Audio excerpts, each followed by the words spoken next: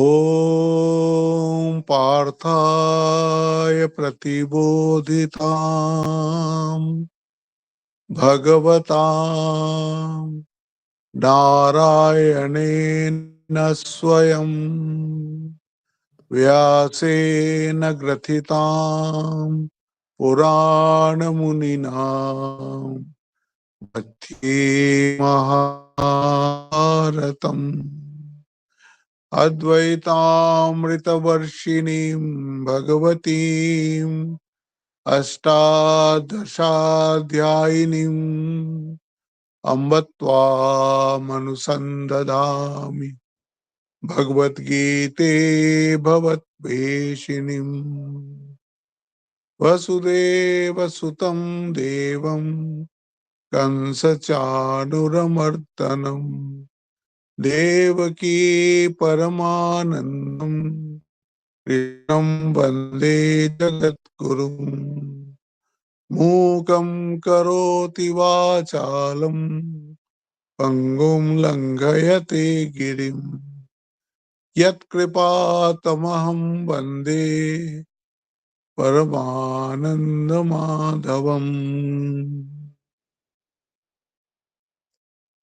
আমরা দেখলাম এর আগে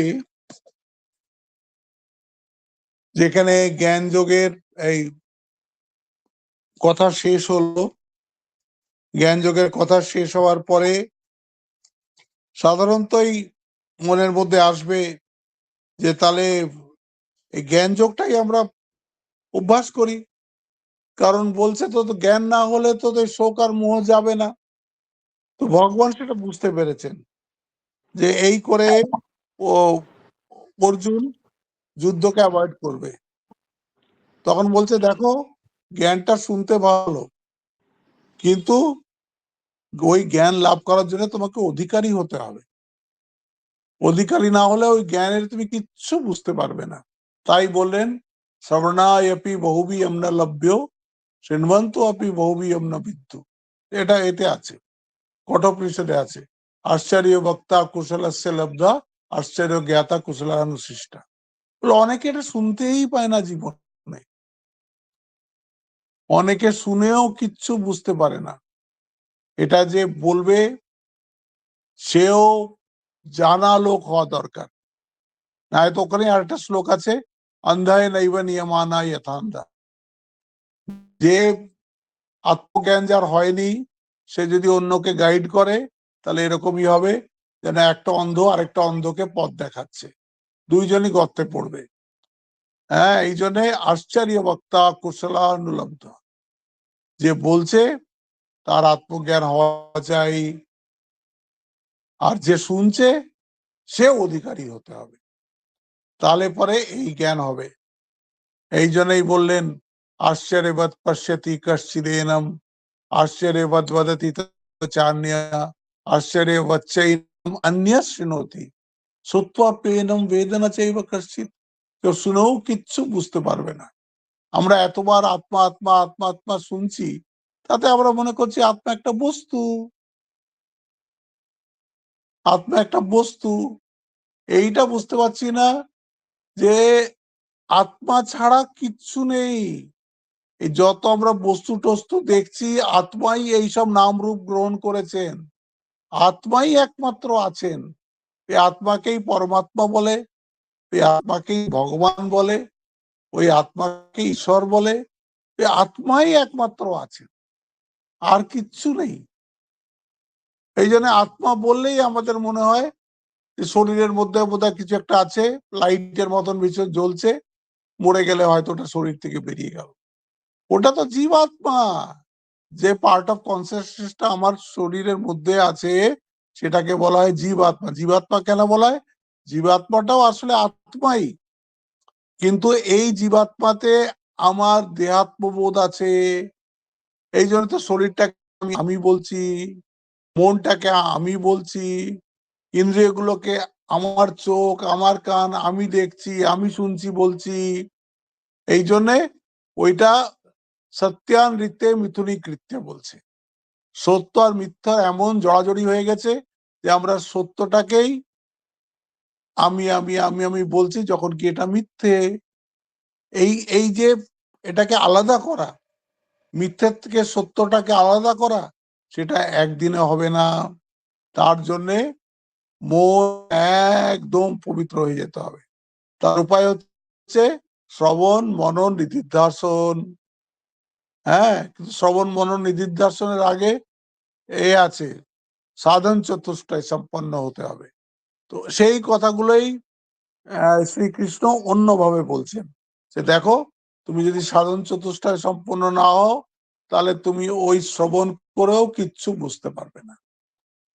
তাই জন্য ওখানে উনি বললেন যে এষাতে অভিহিতা সাংখ্যে বুদ্ধি যোগে তুমাম তৃণু বুদ্ধিয়া যুক্ত অর্থ কর্ম বন্ধি। বলছে তোমাকে এতক্ষণ আমি যে জ্ঞানের কথা বললাম, জ্ঞান বুদ্ধির কথা বললাম, এখন তোমাকে আমি যোগ বুদ্ধির কথা বলছি।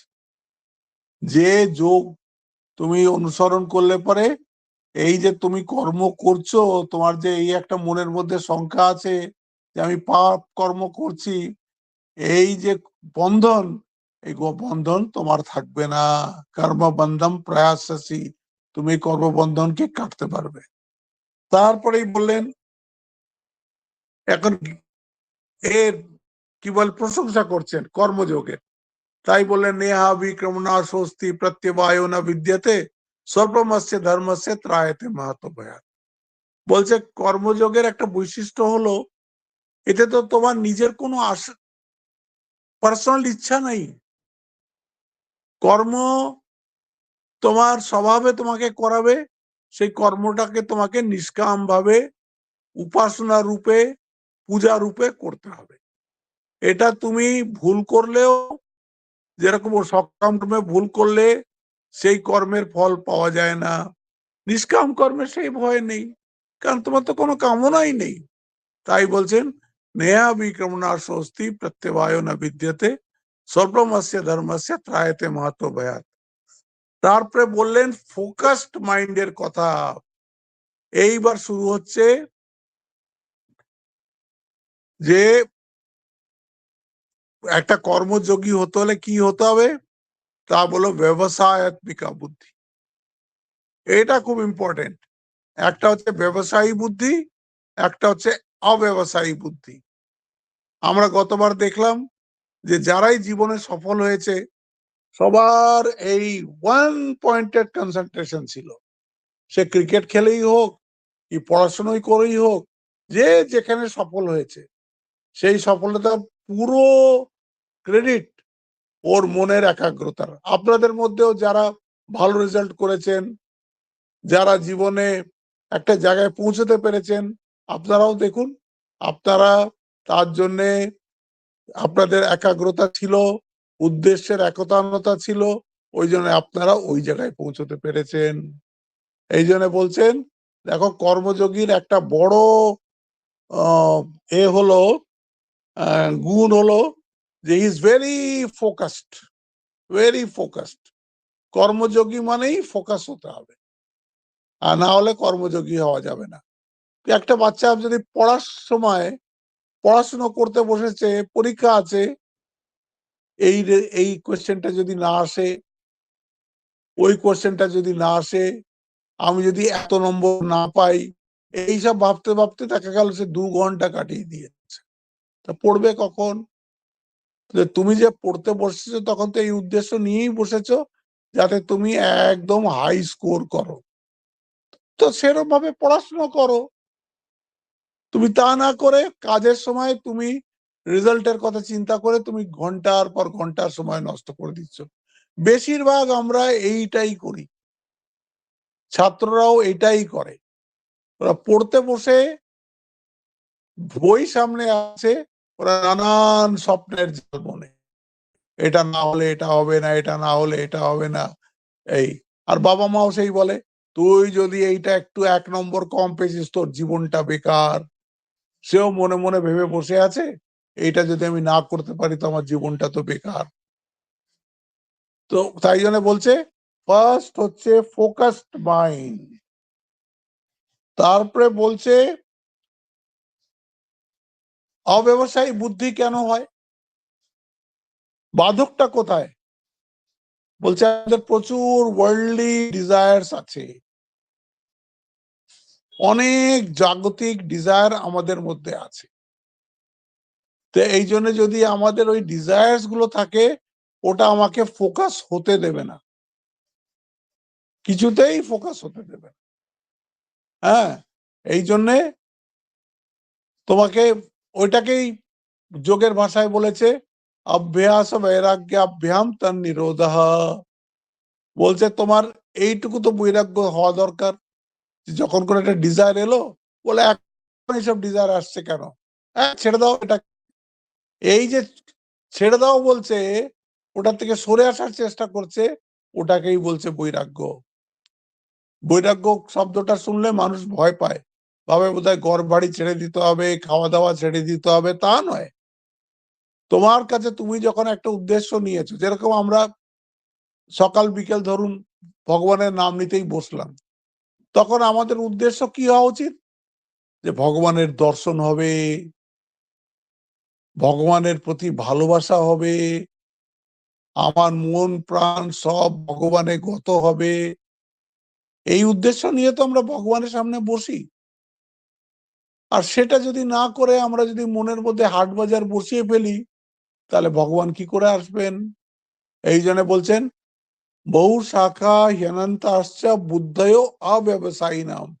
তার বুদ্ধি বহু শাখায় বিভক্ত।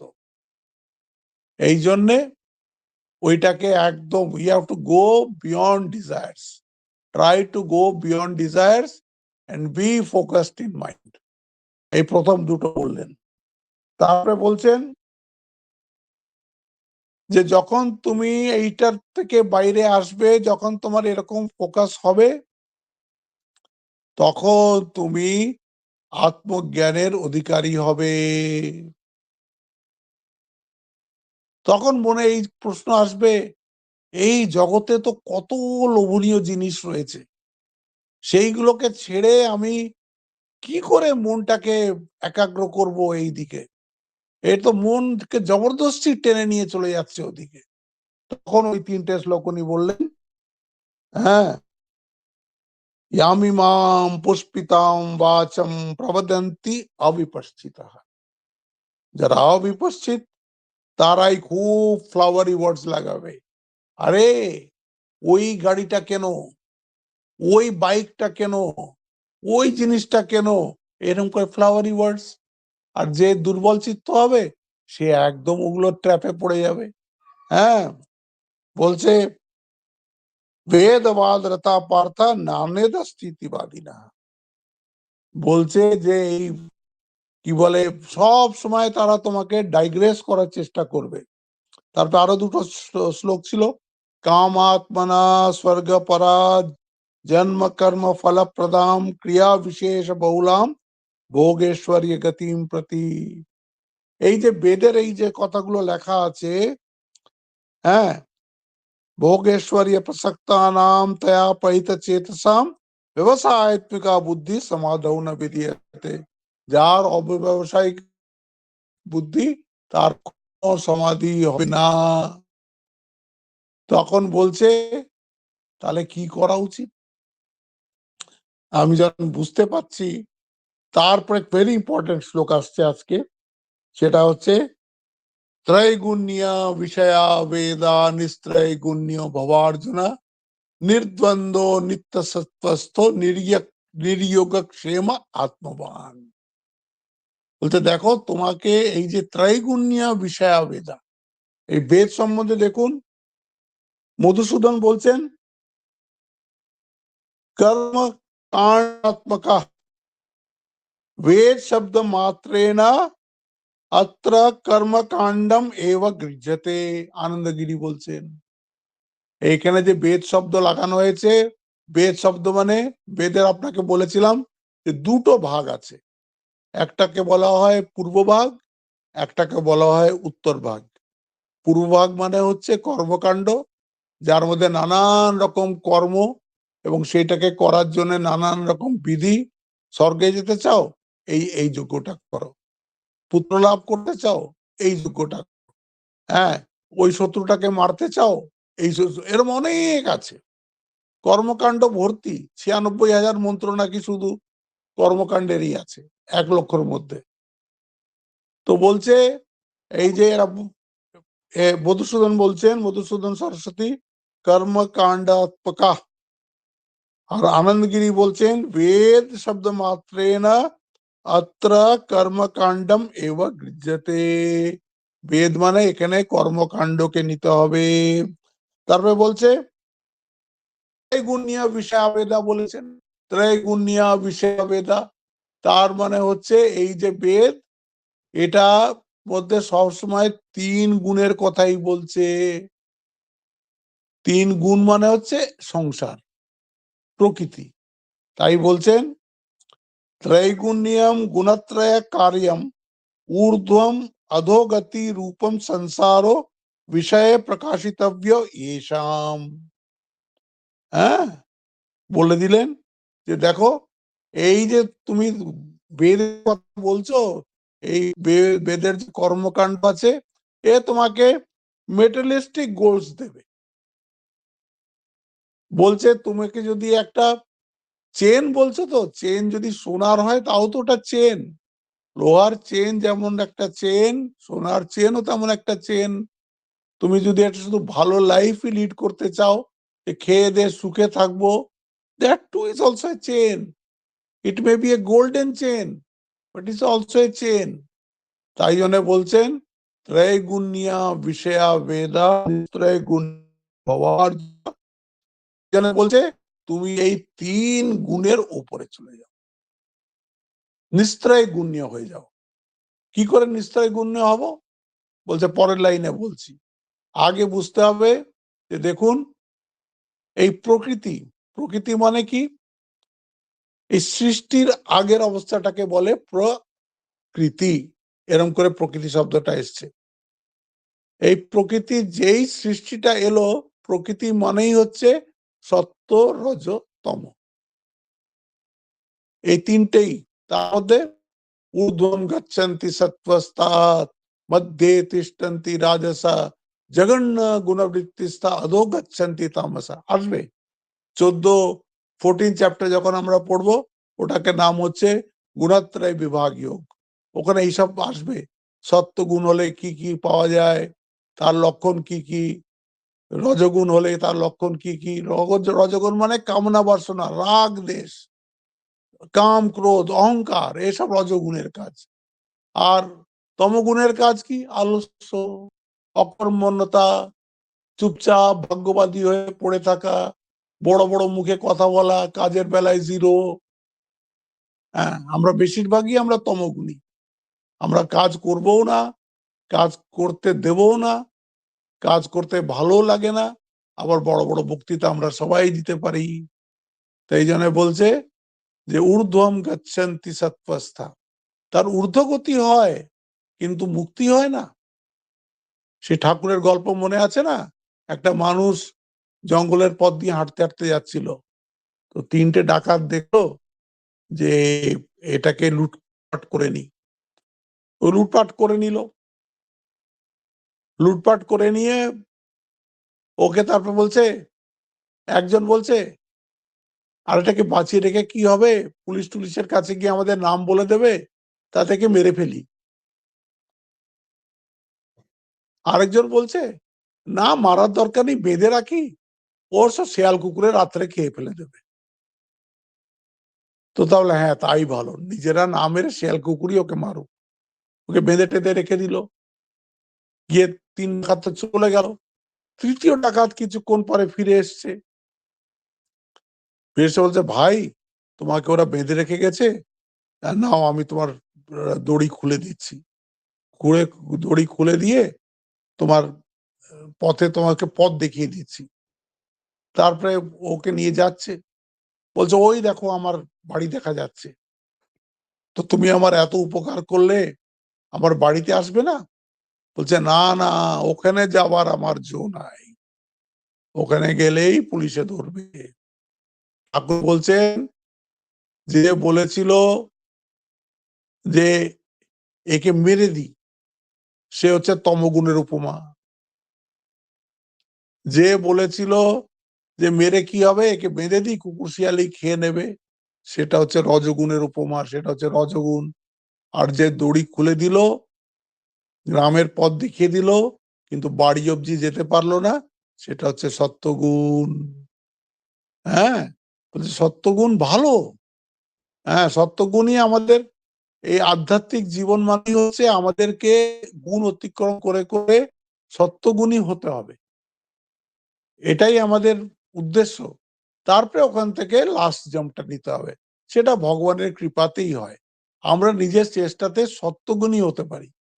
আর সত্যগুণ থেকে যে ওটাকেও যে ট্রান্সেন্ড করা, সে তখন ভগবান দেখবেন যে খুব চেষ্টা করছে।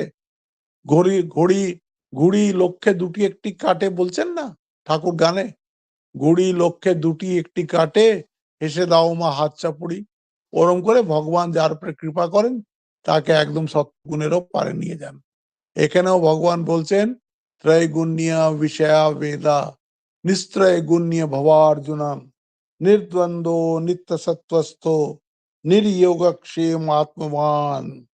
হ্যাঁ, এই যে শ্লোকটা আছে না, এতে কর্মযোগীর পুরো ডিসক্রিপশন এই একটা শ্লোকের মধ্যে দেওয়া আছে।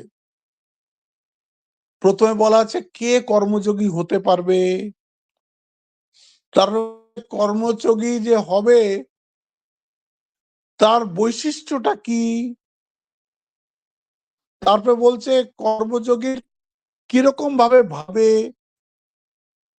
কর্মযোগীর উদ্দেশ্যটা কি, কর্মযোগীর বিষয়ের প্রতি অ্যাটিটিউডটা কি, এই সব এই একটা শ্লোক এসে আছে।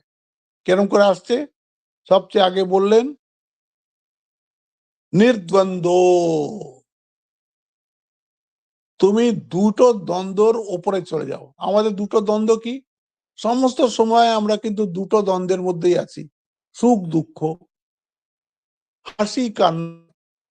দেখুন, একটা থাকলেই আরেকটা আছে।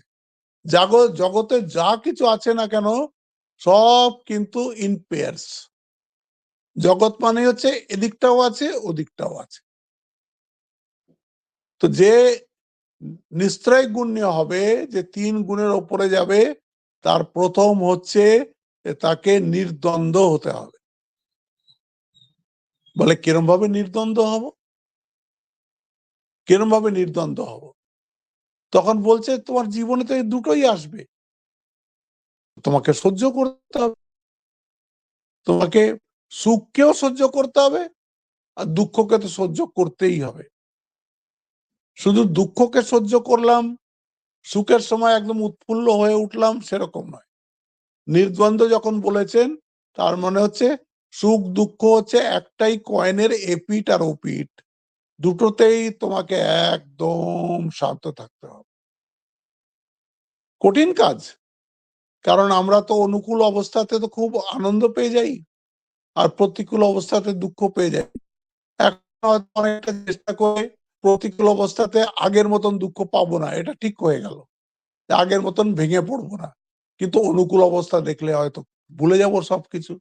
তাই নির্দ্বন্দ্ব বলছেন যে তোমাকে দুটো দ্বন্দ্বেরই ওপরে যেতে হবে, তোমাকে এই যে পেয়ার অফ অপোজিট বলে এটাকে, পেয়ার অফ অপোজিটের যেতে হবে। এটার মানে কি, balanced mind, equanimity of mind. হ্যাঁ, সে একদম কি বলে শান্ত থাকবে। আর এরম ভাবে যারা শান্ত থাকে, তারাই কিন্তু জীবনে বড় বড় কাজ করে। যারা এইভাবে মাইন্ডটাকে ওয়েভার হতে দেয় না, সাকসেসেও ওয়েভার হতে দেয় না, ফেলিয়ারেও ওয়েভার হতে দেয় না, তারাই নিজের কর্তব্যটা ঠিক ঠিক ভাবে করতে পারে। তাই বললেন প্রথমে নির্দ্বন্দ্ব, তারপরে বলছে নিত্য সত্ত্বস্থ। হুম, বলছে সব সময় তুমি সত্য গুণের উপরে থাকো, সব সময় সত্যের উপর। তার মানেটা কি, বলছে সব সময় তোমার বিবেক শক্তিকে জাগ্রত রাখো। সত্যগুণী লোকের বিবেক শক্তি সবসময় জাগ্রত থাকবে। বলে আমার যদি বিবেক শক্তি জাগ্রত থাকে, তাহলে আমি জগতের তো কোনো ব্যবহারই করতে পারবো না। সব জায়গায় তো আমি আমার বিবেক লাগাবো, আমি তো কোনো রকম ব্যবহারই করতে পারবো না। বলছে একদম তোমাকে করতে বলছি না, ওরকম হতে বলছি না, ডেভেলপ হায়ার টেস্ট। এখন যেরকম তুমি একদম বেসার ভ্যালুজ এর দিকে ছুটছো, ইট ড্রিঙ্ক অ্যান্ড মেরি মেরি যেরকম বলে, যে যেরকম সাধারণ লোক মনে করে, কেন কত রকম ভালো টেস্টও তো আছে। তুমি ভালো লিখলে, ভালো কিছু একটা ছবি আঁকলে, ভালো গান করলে, নাচ করলে, কোন একটা উচ্চ আদর্শ নিয়ে জীবনযাপন করো, এমন একটা অবস্থায় মনটাকে রাখো যাতে তোমাকে দ্বারা সব ভালো ভালো এই ধরনের উচ্চ মানে ফাইনার টেস্ট যেটাকে বলে, ফাইনার টেস্টের দিকে যাও। এটা তো সম্ভব। সব সময় আমরা এই দুপুরে খাচ্ছি তো রাত্রে কি খাচ্ছি তার খাবো তার প্ল্যান বানাচ্ছি, রাত্রে খাবো সকালে কি খাবো তার প্ল্যান বানাচ্ছি। শুধু খাওয়ার জন্য বেঁচে আছো কেন? আরো তো জীবনে অনেক কিছু আছে, অনেক কিছু করা যায়। এই যে দেশের কত সমস্যা, এই যে আমাদের একটা আমাদের ছাত্র আছে, এই আমার হোস্টেলেই থাকে, সে আমুলের দুধ আনতে যায়। তা আমি রোজ লক্ষ্য করি ও খালি হাতে যাবে, সাইকেলটা নিয়ে যাবে, আমুলের প্যাকেট কিনবে, ওরা একটা পলিথিন দিয়ে দেবে, পলিথিনের মধ্যে আলু ওই দুধগুলো নেবে, ঘরে নিয়ে আসবে, এ পলিথিনটাকে ফেলে দেবে। বললাম এই যে তুই এত স্কুলে পড়ছিস, এখন তো এনভায়রনমেন্টাল স্টাডিজ তো একটা তোর সাবজেক্ট, তুইও পড়েছিস, হ্যাঁ, আর তুই জানিস এই প্লাস্টিক একটা কত বড় সমস্যা এখন পৃথিবীর সামনে, কত বড় সমস্যা। এই প্লাস্টিক বলে নষ্ট হয় না, প্লাস্টিক নষ্ট হয় না, সে এই ড্রেন ক্লগ করে দিচ্ছে, পুকুরকে পুকুর ঢেকে দিচ্ছে, দেখা যাচ্ছে তো প্লাস্টিক কি রকম মিনাস। আলম তুই এই যে রোজ যাচ্ছিস একটা করে প্লাস্টিক আনছিস, সেই প্লাস্টিকটা তুই ফেলে দিচ্ছিস, সেই উড়ছে এদিক ওদিক, কোথায় কোথায় সেই প্লাস্টিক যাচ্ছে, সে তো নষ্ট হবে না। তুই একটা ব্যাগ নিয়ে যা, ব্যাগের মধ্যে করে দুধের প্যাকেট গুলো নিয়ে চলে আয়। তো কালকে তো আমি ওকে বলেছিলাম এই কথাটা, আজকেও দেখছি সে আবার সে প্লাস্টিকের প্যাকেটের মধ্যে দুধ আনছে। তা আমি ওকে ধমক লাগিয়েছি, কালকেই যে তোকে বললাম এরকম করে দুধ আনবি না। বলছে না না মহারাজ, আমি ওই কালকের প্যাকেটটাই আজকে নিয়ে গেছিলাম, ওর মধ্যে করেই আনছি, যাকে এইটুকু সৎ বুদ্ধি হয়েছে। এই মানুষের এইসব বুদ্ধি হয় না। এই যে আমরা এই যে পরিবেশ দূষণের কথা বলছি, তো আমরা তো কিছু কন্ট্রিবিউট করতে পারি ওর মধ্যে, অনেক ভাবে কন্ট্রিবিউট করা যায়, অনেক ভাবে পরিবেশকে আমরাও সুস্থ রাখতে পারি, কিন্তু আমরা কিচ্ছু করি না। আর মনে করি কি সব গভর্নমেন্ট করবে, কখনো সম্ভব?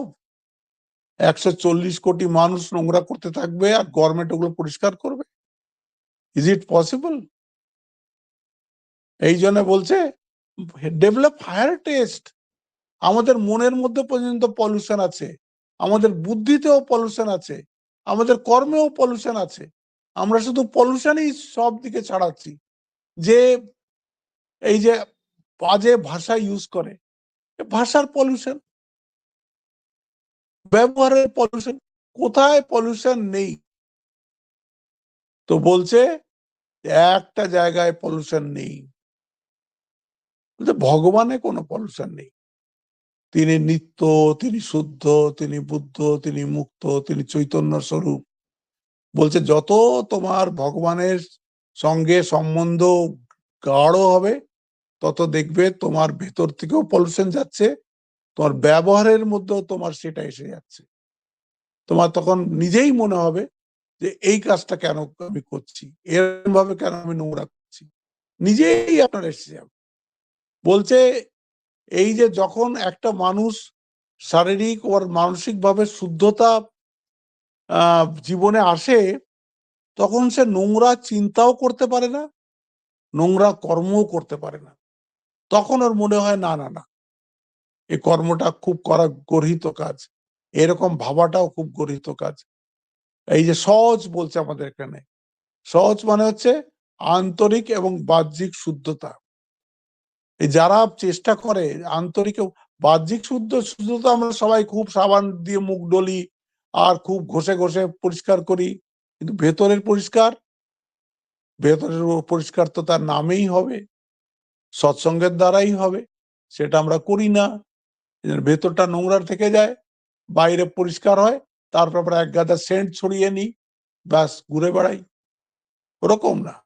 আপনি যদি এই যে আজকাল উঠছে, এতে কথা আসছে, বলে এই যে সেন্ট ছড়ানো, এটা আমাদের দেশের কালচার নয়, এটা বিদেশ থেকে এসছে, কারণ ওখানে স্নান করেন না, 6 মাস শীত থাকে, ওরা স্নানই করে না।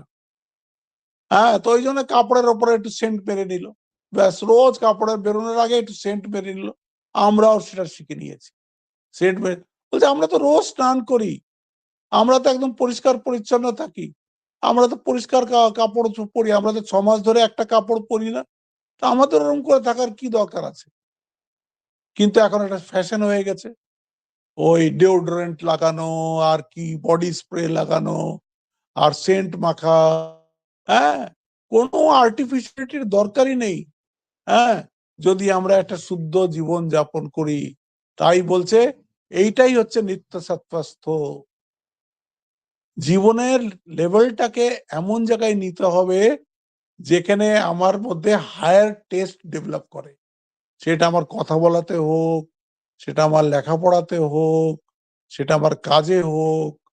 হ্যাঁ, এই তো আপনাদের মধ্যে কত মানুষ আছে যা কিছু করছেন তাছাড়া আরো কিছু করতে পারেন, কিন্তু করে না, কারণ আপনার মাথায় কোনোদিন আসেইনি যে আমার কিছু করা উচিত। আবার আপনাদের মধ্যে এমনও মানুষ আছে যারা মনে করে যে না, আমাদের এর সাথে কিছু করা উচিত, তারা করছেও। তারা হচ্ছে প্রবুদ্ধ নাগরিক, এনলাইটেন্ড সিটিজেন। আমাদের এনলাইটেন্ড সিটিজেন হতে হবে তো। তাই বলছে নিত্য সত্ত্বস্থ, আগে বললেন নির্দ্বন্দ্ব, তারপরে বললেন নিত্য সত্ত্বস্থ, তারপরে বলছেন নির্যোগক্ষেম আত্মবান। বলছে নির্যোগক্ষেম। নির্যোগক্ষেম মানে কি? আমরা সব সময় একটা ধান্দা নিয়ে ঘুরছি। হ্যাঁ, সবসময় চাকরি চাকরি চাকরি। আরে চাকরিটা তো তোমার কাজও বটে, আর কাজটা তুমি করলে তুমি তার ফল তো পাবেই। সেটাকে আমরা কখনো কাজ হিসেবে দেখছি না, সেটাকে চাকরি হিসেবে দেখছি, যে এইটা করে আমি এই পয়সাটা পাবো, এই পয়সাটা পেলে আমি এই করব। কেন? এইটা আমার অভাব আছে। ওই যে অভাব বোধ মনের, ওটাকেই বলে যোগ। এইটা আমার নেই, এটা আমাকে জড়ো করতে হবে। সব সময় আমাদের এই মনের মধ্যে চলছে, এইবার মাইনে পেলে এইটা করতে হবে, কারণ আমার মনে হচ্ছে এইটা না হলে আমার অপূর্ণতা রয়ে যাচ্ছে। একটা এই, আর ক্ষেম মানে হচ্ছে যেটা আমার কাছে আছে সেটা রক্ষণাবেক্ষণ। যে 3 গুণের ওপরে চলে গেছে, সে তাকে বলছে তোমাকে যোগ ক্ষেমের জন্য চিন্তা করতে হবে না, তুমি সব সময় জানবে ভগবান আছেন, ভগবান একদম তোমার অন্তরেই আছেন। তোমার কি প্রয়োজন সেটা তোমার থেকে ভালো তোমার ভগবান জানে। ভগবান ঠিক সেটাকে পুরো করে দেবে। তুমি তোমার কর্তব্য করে যাও। তুমি তোমার কর্তব্য করে যাও। নির্যোগক্ষেম আত্মবান। বলছে এটা তো খুব মুশকিল। এরকম নির্দ্বন্দ্ব, নিত্য সত্ত্বস্থ, নির্যোগক্ষেম হওয়া। বলে হ্যাঁ, আমিও জানি এটা খুব কঠিন। এই জন্য আত্মবান হও। মানে আত্মবান হওয়া মানে কি? অন্তর্মুখ হতে হবে। সবসময় জানতে হবে যে আমার মধ্যেই সিকিউরিটি, পিস, ফুলফিলমেন্ট, হ্যাপিনেস সব ভেতরেই রয়েছে। আমি বোকার মতন এগুলো বাইরে বাইরে বাইরে মিসপ্লেসড সার্চ, বাইরে বাইরে বাইরে বাইরে খুঁজে বেড়াচ্ছি। তুমি যদি আত্মবান হও, যদি তুমি ভেতরের দিকে ঢোকার চেষ্টা করো, তাহলে দেখবে সব কিছু তুমি ভেতরেই পাবে। তাই তো কঠোপনিষদে বলেছে, পরাঞ্চি খানি ব্যতিনত স্বয়ম্ভু তসমাৎ পরাক পশ্যতি না অন্তরাত্মন। বলে আমাদের চোখ কান নাক এমন বানিয়ে দিয়েছেন ভগবান, সব বাইরের দিকে খোলে। এই জন্য মানুষ বাইরের দিকেই দেখে। পরাক, পরাক মানে বাইরে, আর প্রত্যেক মানে ভেতরে। পরাক পশ্যতি না অন্তরাত্মন, ভেতর দেখে না। বলতে কশ্চিৎ ধীরা প্রত্যেক আত্মানম একসৎ, কোন কোন ধীর ব্যক্তি এই প্রত্যেক মানে নিজের ভেতরে যে আত্মা আছে তাকে জানবার ইচ্ছায় আবৃত্ত চক্ষু অমৃতত্বম ইচ্ছান, সে চোখের দৃষ্টি ভেতরের দিকে নিয়ে গিয়ে নিয়ে যায়। কেন? তাই সে অমৃতত্ব চায়, সে বাইরের জিনিস চায় না। এখানেও ভগবান বলছেন যে তোমাকে এই 3 গুণের ওপরে যেতে হবে। কেন যেতে হবে? এই যে কি বলে প্রকৃতি, এটা তো সংসারের দিকে নিয়ে যাবে, এটা তোমাকে নানান রকম দেখিয়ে সংসারের দিকে নিয়ে যাবে। এই জন্য তুমি এর উপরে যাও। তার জন্য কি হতে হবে? এই যে জগতের মধ্যে যে পেয়ার অফ অপোজিটস আছে, সুখ দুঃখ ভালো মন্দ এরকম, তার উপরে যাও। কি করে যাবে? সহ্য করতে শুরু করো, সহ্য করার শিক্ষা নাও। হ্যাঁ, তারপরে বলছে নির্দ্বন্দ্ব নিত্য সত্ত্বস্ত, সত্য গুণে উপনীত হও। রজগুণে আছো তাতেও কোনো অসুবিধা নেই, তমগুণে আছো সেখান থেকে ওঠো, তো উঠতে হবে। হ্যাঁ, নির্দ্বন্দ্ব নিত্য নির্যোগক্ষেম। নির্যোগক্ষেম মানে তুমি কামনা বেসনার দিকে বেশি যেও না। হ্যাঁ, তুমি বেশি অন্তর্মুখ হওয়ার চেষ্টা করো, কারণ যেটা তুমি খুঁজছো সেটা তোমার ভেতরেই আছে। তুমি ভুল করে বাইরে বাইরে খুঁজছো আর অশান্তিকে ইনভাইট করছো। এটা খুব ভালো শ্লোক। হ্যাঁ, এটা আপনারা ভালো করে মুখস্থ করে নেবেন। ত্রৈগুণ্যা বিষয়া বেদা নিস্ত্রৈগুণ্য ভবার্জুনা দ্বন্দ্ব নিত্য সত্ত্বস্থ নির্যোগক্ষেম আত্মবান। আরেকটা শ্লোক পড়বো, তারপরে আমি। তখন অর্জুনের মনে হতে পারে যে আমি যদি আত্মবান হয়েই গেলাম, এই যে একটা গীতার একটা শ্লোকের পরে যে আরেকটা শ্লোক আসছে না, ওর মধ্যে কানেকশনটা আপনাকে খুঁজতে হবে যে কৃষ্ণ এই শ্লোকটার পরে এই শ্লোকটা কেন বললেন। ওখানে কোনো অর্জুনের প্রশ্ন নেই, ওখানে আপনাকে ওটা ভেবে নিতে হবে, বুঝে নিতে হবে যে কি এখানে অর্জুনের মনে কি শঙ্কা আসাতে ভগবান এই উত্তরটা দিচ্ছেন, এই এই শ্লোকটা বলছেন। এইখানে বলছেন यावनार्थ उदपाने सर्वतः संप्लुतोदके तावान सर्वेषु वेदेषु ब्राह्मणस्य विजानतः। অর্জুনের মনে হতে পারে আচ্ছা আপনি আমাকে বলে দিলেন নির্দ্বন্দ্ব হও, নিত্য সত্য হও, নির্যোগক্ষেম হও, আত্মবান হও, কিন্তু আমার অভাব মিটবে কি করে? আমার তো যখন জগতে আছি আমার তো কিছু চাহিদা তো রয়ে গেছে না, আমার তো কিছু প্রয়োজন তো রয়েই যাচ্ছে। সেই প্রয়োজন মিটবে কি করে যদি আমি ওরকম হয়ে যাই যেরকম আপনি বলছেন? তখন এখানে ভগবান বলছেন যে দেখো, তুমি যদি জল তোমার চাই তো তুমি কি করবে? কোনো কুয়োয় যাবে, কোনো পুকুরে যাবে, কোনো জায়গায় যাবে যেখানে থেকে তুমি জল আনতে পারো। আচ্ছা ধরো সব জায়গায় শুধু জলই জল, সব জায়গায় শুধু জলই জল, তখন তোমাকে জল আনতে করতে হবে। যেখানেই বালতি ডুবাবে সেখানেই তুমি জল পাবে তো। এই জন্য বলছে ইয়াবন আর্থ উদপানে সর্বতা সম্প্লুত থাকে। এটা আমি বাংলা ট্রান্সলেশনটা পড়ে দিই। ক্ষুদ্র ক্ষুদ্র জলাশয়ে যাহা কিছু প্রয়োজন সিদ্ধ হয়, এক মহা জলাশয়ে সেই সমস্তই সিদ্ধ হয়। সব জায়গায় জরুন জল। হ্যাঁ, সেই রূপ বেদোক্ত কর্মসমূহে যে যে ফল হয় ব্রহ্ম সাক্ষাৎকারী বুৎপন্ন চিত্ত ব্রাহ্মণের দ্বারা সমস্তই লাভ হয়। যার একবার ব্রহ্মজ্ঞান হয়ে গেছে তার সব পাওয়া হয়ে গেছে, কিছুই আর তার অভাব নেই। সেটা জানার জন্য আমাদের মহাপুরুষদের সব জীবন পড়ুন, দেখুন তাদের কাছে কিচ্ছু নেই, কি আনন্দে তারা জীবন কাটাচ্ছে।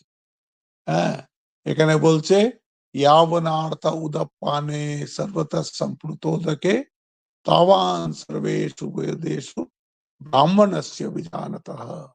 যেরকম আগে আপনার জলের জন্য ক্ষুদ্র ক্ষুদ্র জলাশয়ের দিকে যেতে হতো, এখন সব জায়গায় যদি জল হয়ে যায় তাহলে আপনাকে কোথায় যেতে হবে? হুম, ওই যে আমার মনেও আছে, আজকাল জানি না, এটা আমি বলছি 40 বছর আগেকার ঘটনা। এই জয়রামবাটি, কলকাতা থেকে জয়রামবাটি যদি যান তো ওই একটা জায়গা পড়বে খানাকুল বলে। হ্যাঁ, ওই খানাকুলের ওদিকটা খুব নিচু জায়গা। আর আগে বৃষ্টি হলেই ওখানটায় সব জলে জল হয়ে যেত, জলে জল হয়ে যেত। আমরা সেই খানাকুলে গিয়ে রিলিফ করেছি। খানাকুলে রিলিফ করবে করেছি মানে কি, ওরা বাড়ি করে সব টিলার ওপরে ওপরে, ঢিপির ওপরে ওপরে জল বাড়ি করে, যাতে ওদের বাড়ি অব্দি জল না আসে। ওরা ওখানে প্রত্যেক বছরেরই ঘটনা, ওটা প্রত্যেক বছরেরই ঘটনা। আর 2-3 মাস জল থাকে, কিন্তু ওই জল চলে গেলে এত পলি মাটি আনে যে দারুণ ফসল হয় ওখানে। ওখানকার ওই যে চাষি যারা, তারা খুব বর্ধিষ্ণু। আর ওই তখন ওরা নৌকো করে এদিক ওদিক আসা যাওয়া করে, সেই টিলার উপরে বসে আছে আর নৌকো করে, সবার বাড়িতে নৌকো আছে। আপনার জল কি করে বলে এই যে এই জলটাকে ফুটিয়ে নেবো পরিষ্কার করে, ব্যাস। তখন আমার এই শ্লোকটা মনে পড়ে গেল, ইয়াবনার্থ উদপানে। তখন তো টিউবওয়েল ফিউবওয়েল সব ডুবে গেছে, অনেকদিন আগেকার ঘটনা বলছি। এখন এত বছরে 40-50 বছর হয়েছে এই ঘটনার। এখন আমাদের রিলিফ সেক্রেটারি ছিলেন তখন স্বামী আত্মস্থানন্দজি। সে আত্মস্থানন্দজির সাথে আমরা এক নৌকোয় ওই ওই পঞ্চায়েত প্রধান প্রধান সেই রকম বাড়ি বাড়ি বাড়ি বাড়ি এরকম আমাদের নিয়ে যাচ্ছে, যে মহারাজ দেখুন সব জলের মধ্যে, এরা সব ওই টিলার উপরে নিজের নিজের ঘরের মধ্যে বসে আছে। হ্যাঁ, তারপরে মহারাজ জিজ্ঞেস করলেন যে এদের কি রিলিফ দেওয়া যায়। তখন বলছে মহারাজ তারা কোনো অভাব তো একটু চাল ডালের, তো এদের যদি চাল ডাল সবাইকে দেওয়া যায় এরা ফুটিয়ে খেয়ে নেবে, এরা কাঠ টাট সব জড়ো জড়ো করে রাখে, এদের ওই অসুবিধা নেই। কারণ এখানে এটা প্রতি বছরেরই ব্যাপার, এর দিকটা খুব ঢালু, এদের সমস্ত জল ওইখানে গিয়েই জমা হয়, ওই খানাকুলের ওদিকে। তারপরে আমি যাইনি তো, তখনই গিয়ে তখন ওইসব রিলিফ করেছিলাম।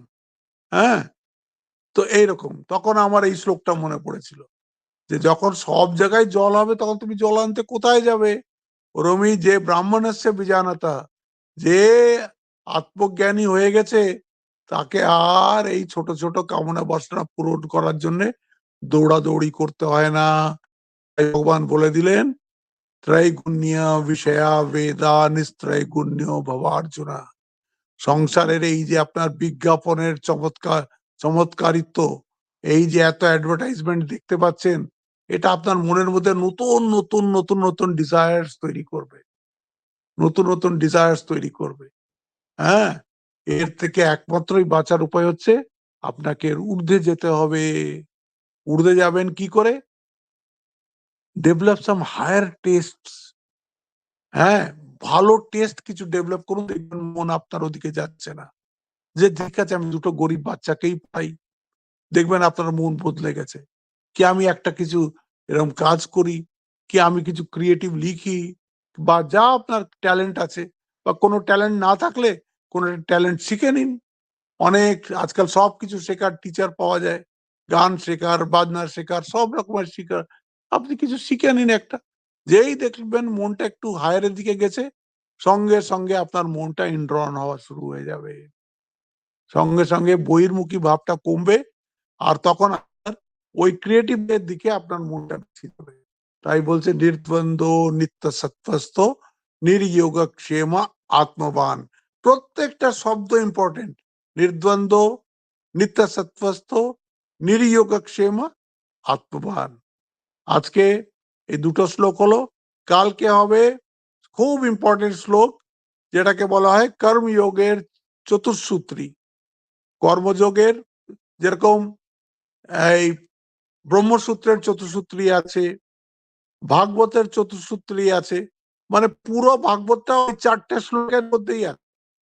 ওরকমই ব্রহ্মসূত্রেরও প্রথম 4টে যে মন্ত্র ব্রহ্মসূত্রের, ওতে পুরো ব্রহ্মসূত্রের বিষয়বস্তু এসে যায়। ঠিক এইরকমই কর্মযোগের চতুর্সূত্রী হচ্ছে এইবারকার যে শ্লোকটা, সেটা আপনারা সবাই জানেন। कर्मण्येवाधिकारस्ते मा फलेषु कदाचन মা কর্ম ফল হেতুর্ভু মা তে সঙ্গোস্ত্ব কর্মণি। এটা হচ্ছে কর্মযোগের চতুর্সূত্রী। এই একটাতেই কর্মযোগটাকে সম্পূর্ণভাবে পুরোভাবে আছে। আর এটা মত, এটা নিয়ে খুব তর্কও হয় মানুষদের মধ্যে। এই গীতায় কি বলেছে, কর্ম করো ফলের চিন্তা করো না, সেইভাবে নয়। এটা খুব ভালো ডিপ অর্থ আছে, সেটা আমরা কালকে দেখব। আজকে আমরা এখানেই শেষ করছি। ওম শান্তি শান্তি শান্তি। হরি ওম তৎসৎ। শ্রীরাম কৃষ্ণার্পণমস্তু।